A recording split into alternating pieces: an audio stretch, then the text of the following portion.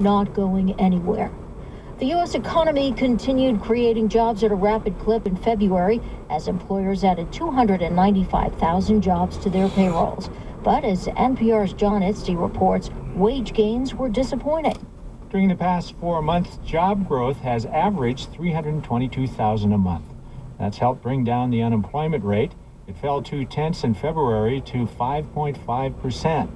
But after strong wage growth in January, wage gains reverted to their long-term weakness in February, rising just 0.1%.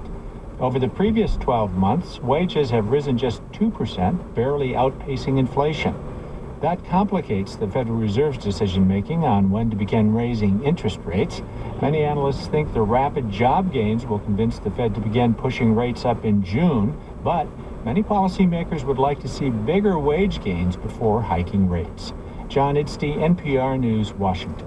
CIA Director John Brennan has announced a sweeping restructuring of the agency aimed at closing intelligence gaps harmful to U.S. understanding of major global challenges. Brennan is looking at improvements on several fronts, including the creation of a new directorate devoted to boosting the CIA's computer hacking skills.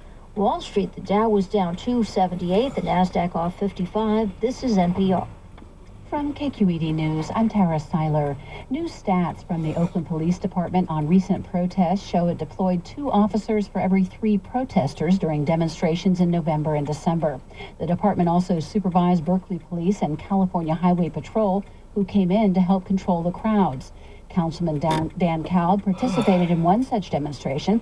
He says Oakland is learning from past mistakes and doing a better job of distinguishing the small number of violent criminals from the majority of peaceful protesters. We don't have tolerance for violent behavior, but we're not going to let ourselves be goaded into an unnecessary escalation of conflict. Of the more than 9,800 people attending the many protests, less than 4% were cited or arrested for a crime. A radar beacon that helps guide ships under the Bay Bridge is again malfunctioning, emitting weak signals to approaching vessels. The beacon has had a series of problems since September. Caltrans spokesman Maíz Macaulay says the agency has been working with beacon manufacturing company Pharos to fix the most recent problem. We have been consulting with them by telephone. We have been working with our Caltrans electricians, trying to get to the bottom of this. Macaulay says technicians from Pharos will be arriving next Monday to help troubleshoot the radar. And California's unemployment rate is inching down again, according to the latest report out today. The state's jobless rate in January was 6.9%. That is down 0.2% from the month before. The Employment Development Department says California added more than 67,000